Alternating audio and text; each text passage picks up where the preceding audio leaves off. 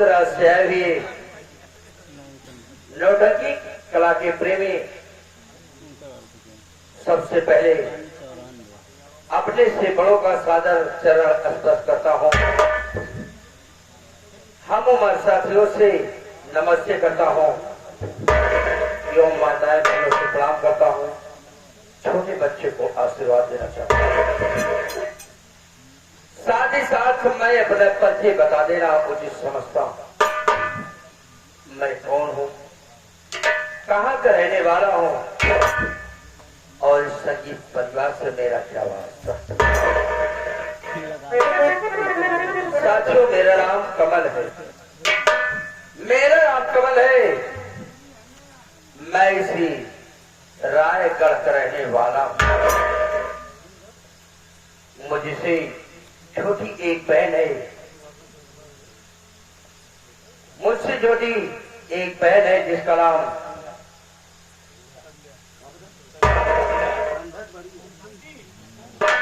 शांति है और बड़ी बहन का नाम संध्या है। क्या कहूं दोस्तों, जब मैं बहुत छोटा सा था तभी माँ बाप का मुझसे छाया छीन लिया गया। दोनों बहनों को यही देखता था, यही सोचता था कि या ऊपर वाले तो उन्हें मुझे मोड़ पर लाकर खड़ा कर दिया। मेहनत मजदूरी करके कमाने लगा और अपने बहनों की देखभाल करता रहा। कुछ दिन के बीत गया, बहन सयानी होने लगी तो मैं अपने बड़े बहन संध्या की शादी राजगढ़ में बहुत बड़े घर में मैंने किया हूँ। बाबू भवर सिंह के यहाँ उनके छोटे भाई कुंवर के साथ आज तलक बहन से मुलाकात नहीं हुई। आज यही सोच रहा हूँ, छोटी बहन फिर सयानी हो गई, समझ में नहीं आता कि आखिर क्या करूं। थोड़ी देर अपने मित्र सूबेदार से इंतजार करता हूँ, आ जाएगा आज इतनी बात को लेकर मैं जो बात करूंगा उससे।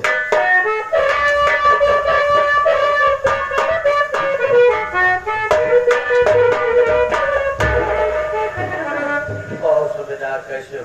भैया आपके आशीर्वाद से तो मैं बढ़िया हूँ, लेकिन मैं क्या देख रहा हूँ कि आपके आंखों में आंसू, आशीर्वाद क्या है मेरे भाई?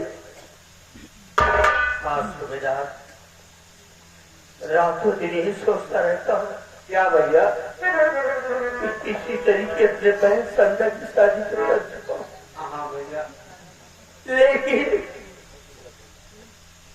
मेरी छोटी बहन की शादी कैसे करूंगा?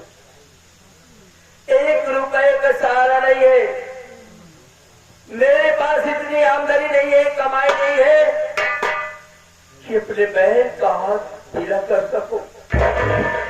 भैया मैं तो जी सोचता रहता हूँ, भैया आप अच्छे तरीके से जानते हैं जिस घर में बहन बेटी अगर सयानी हो जाती है तो उस भाई और उस पिता को दिन रात यही चिंता सताती रहती है कि कितनी जल्दी बहन बेटी की शादी करके उसके ससुराल भेज दूं और उसके हाथ पीला कर दूं ताकि अपनी भी मुसीबत दूर हो जाए।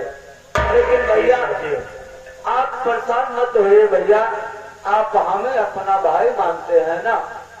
ये बात सही है भैया। मैं आज अगर कुछ कहूँ तो क्या आप मेरी बात को मानेंगे? क्या कहना चाहते हो? भैया जहाँ पर हम दोनों भाई जाते हैं बहन के लिए लड़का देखने के लिए, 2 लाख 4 लाख की मांग होती है, लेकिन हम दोनों भाई इतने बदनसीब है कि हम दोनों भाई के पास एक फूटी पाई भी नहीं है बहन शांति की शादी कर सके। भैया आइए हम दोनों भाई चलते हैं जीजा जी के यहाँ, जीजा जी के यहाँ चलते हैं, जीजा जी से सारी बात को बताएंगे। बताने के बाद हो सकता है कि जीजा जी पैसा देकर हमारी मदद कर दे और बहन शांति की भी शादी बड़ी धूमधाम से हो जाए। ठीक है, वो बड़े लोग हैं, अगर हमारी दशा को देखेंगे और सारी बात बताऊंगा तो जरूर हमें कुछ न कुछ मदद करेंगी। हाँ, लेकिन इसके पहले मैं सोच रहा हूँ कि बहन शांति से मुलाकात कर रहा हूँ। ठीक है भैया, मैं बहन शांति को आवाज लगाता हूँ। अगर बहन शांति सुनेगी तो भागती हुई चली आएगी। बहन शांति, बड़े भैया याद कर रहे हैं तेरे को। आ जा बहन, आ जा।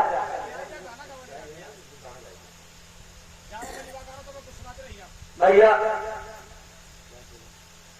आप यहाँ पर बड़े भाई साहब, घर मालिक महोदय साहब, वो तो हो ही गया है।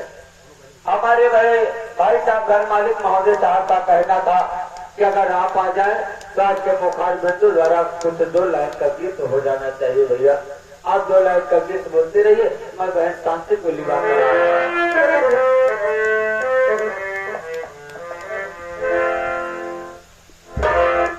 परमाधारी घर मालिक।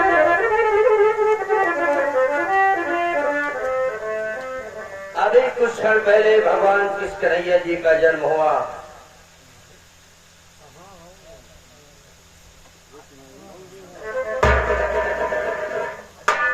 चलिए आइए,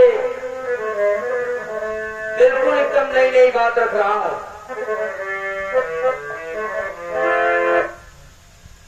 कभी कभी ये हर्ष उल्लास मन में बस जाता है, जब कभी कभी ये हरियालियां देखने को निकलती है।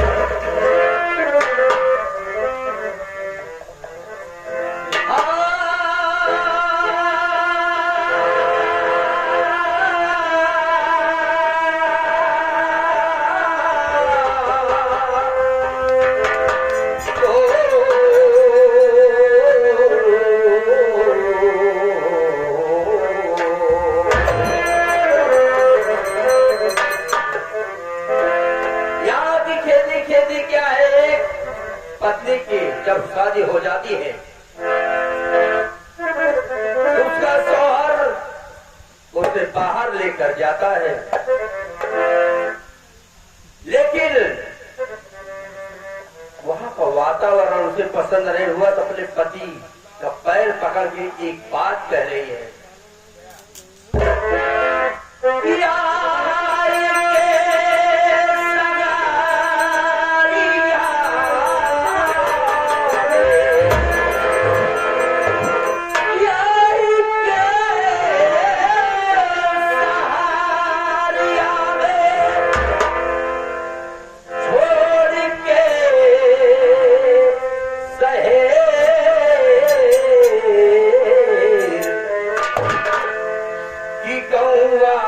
खेती करब तू न हो परा।